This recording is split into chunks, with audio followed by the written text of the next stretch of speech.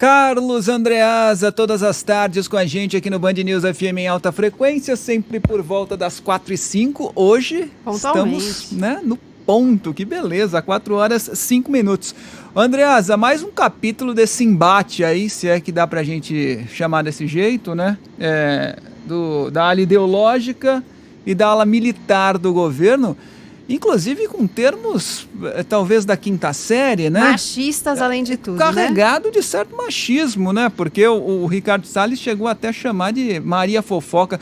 Por que não Mário Fofoca, né? Inclusive tem um personagem de novela chamado Mário Fofoca, né? Um termo carregado de certo machismo. Andreasa, boa tarde para você. Boa tarde, pessoal. É engraçado isso. Os marmanjos brigam e o apelido é Maria Fofoca. Pois é. Não cabe na história. Agora, Fábio, eu estava pensando sobre isso. Isso aí é disputa de poder, né? É disputa inadequada de poder. A origem desse imbróglio é a mais pura chantagem de Ricardo Salles. Recursos do seu ministério, como de outros, estão contingenciados, é uma questão orçamentária. Em vez de ele fazer a negociação política, em vez de ele fazer a política, aquilo que se espera, e pedir, negociar junto ao Ministério da Economia a liberação de verbas, ele faz chantagem. E é uma chantagem especialmente perversa, porque relativamente à utilização dos brigadistas para combate a incêndios que tem lugar em grande medida em função da incapacidade deliberada do Ministério do Meio Ambiente de fiscalizar.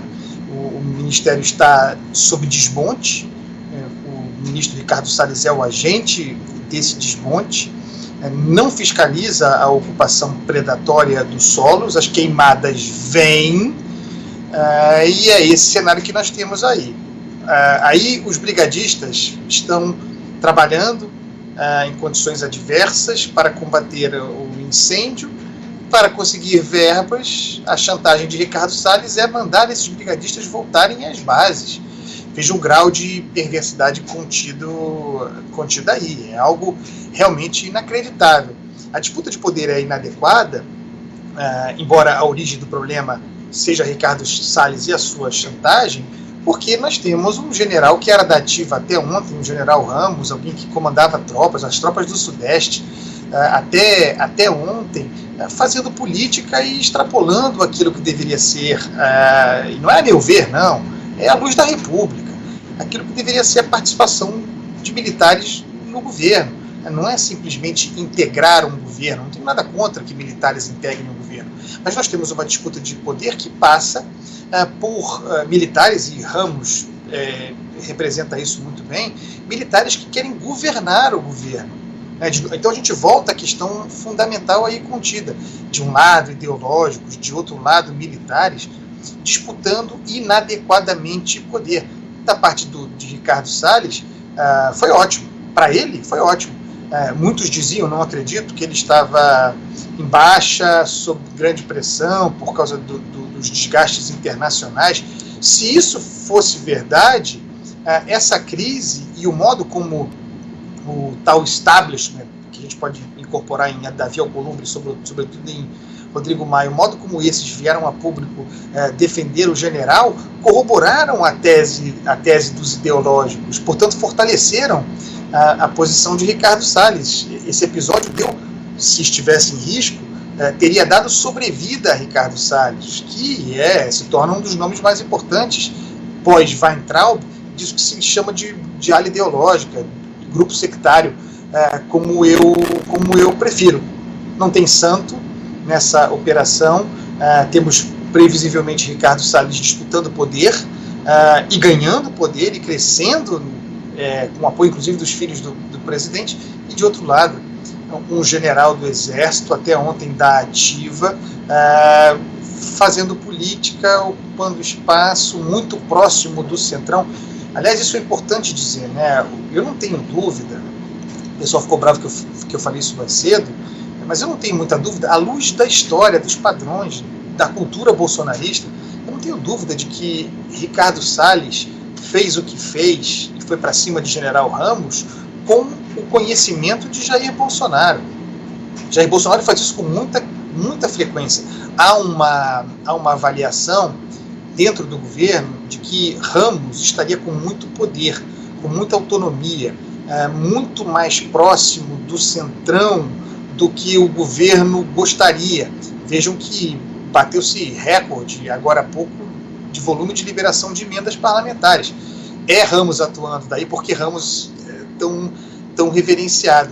O Jair Bolsonaro usa os seus players, os seus jogadores, forja uma briga ali interna, depois consegue o que quer, né? Ramos na frigideira, está na frigideira, não acreditem na pacificação.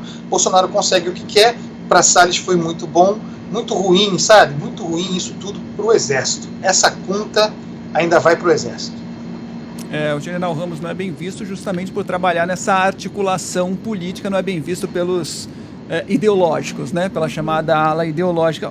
Andreas, agora analisando de uma maneira um pouco mais macro, a gente tem um tempinho ainda, tanto militar no poder, Andreasa, não ajuda a população a confundir algo que já é meio que natural, ou seja, confundir Estado com governo, né? A impressão que eu tenho é que tanto militar no poder confunde a população no que diz respeito à diferença de governo e Estado, né? E confunde quem está no governo também, ou não, Andreasa? Você tem toda a razão. Eu acho que confunde menos quem está no governo, confunde mais a população. Quem está no governo tende a usar isso a seu favor. Jair Bolsonaro usa muito bem a capa militar, a adesão, porque é disso que se trata no final das contas, né? Não dá para separar, e aí de novo, a percepção da população, não dá para separar o que seja as Forças Armadas com as suas funções constitucionais de membros relevantes das Forças Armadas, especificamente do Exército, no governo de turno. E o presidente usa isso como instrumento de poder, né? Na percepção da sociedade, ele é alguém apoiado politicamente pelo Exército Brasileiro, algo que não existe, né? Uma instituição impessoal que tem os seus deveres, mas você tem uma quantidade tão grande de generais, inclusive da ativa, trabalhando nesse governo e detendo poder, que arma a situação para que as Forças Armadas, notadamente o Exército, depois de tudo quanto pagou após o regime militar, a ditadura militar, seja novamente no futuro responsabilizado com razão, como lá atrás, pelos erros cometidos no governo Jair Bolsonaro. Não vai dar para dizer que nós entramos para ajudar, nós éramos moderados, estamos buscando o equilíbrio. Não, as coisas se confundem e muitas vezes os militares são os primeiros a radicalizar o discurso, os militares no governo. Então, é muito ruim para a instituição Exército a presença tão ostensiva, com tanto poder político, disputando o poder político de militares dentro do governo Bolsonaro. Não é bom, não será bom, é um sinal de doença da nossa sociedade, mas isso é outra história. É outra e é ruim história. para a educação política de uma forma geral, né? Porque você gera uma confusão, e não só isso, o governo se aproveita de uma série de outras confusões também para camuflar aí essas linhas, ou de alguma forma embaçar a divisão dessas linhas de instituições, ou do que é governo, do que é Estado, né? O presidente que acha que é a Constituição, enfim. Então a gente tem uma série de confusões colocadas aí que são muito ruins para o entendimento da população. Você não se lembra da interpretação do artigo 142 da Constituição, que permitiria uma reação, um golpe mesmo, das Forças Armadas na interpretação corrente para defender o mandato de Jair Bolsonaro? Isso só é possível por causa dessa confusão. Essa confusão cria esse tipo de coisa. Nós vimos nas manifestações insufladas por Jair Bolsonaro no auge da pandemia, nós vimos intervenção militar com Jair Bolsonaro no governo. Quer dizer, havia um pedido de intervenção militar contra as instituições, contra o Supremo, por meio desse dispositivo deturpado, o artigo 142, que resultaria na manutenção de Jair Bolsonaro no poder, quer dizer, um golpe a favor de Jair Bolsonaro para que ele continuasse presidente da República. Esse tipo de leitura, claro, mentalidade autoritária dominante entre nós só é possível porque não se confunde, não se separa, se confunde para prejuízo do Exército Brasileiro, das Forças Armadas de modo geral, o que seja a instituição militar, as instituições militares e o governo de turno. Perguntei isso porque, essencialmente, as Forças Armadas servem ao Estado e não ao governo, e me causa estranheza que as Forças Armadas que servem ao Estado participem tão ativamente de um governo e depois, quando trocar o governo, né? Vai ficar, no mínimo, esquisito. Andreasa, nos alongamos aqui um pouquinho, mas foi bom. Muito obrigado, até amanhã, hein? Tchau, pessoal. Um beijo para vocês. Fiquei feliz de ver a Gabi de volta. Faz tempo que eu não fazia o programa com ela. O programa fica muito melhor, vocês sabem. Sem dúvida alguma. Valeu, Andreasa. Até amanhã.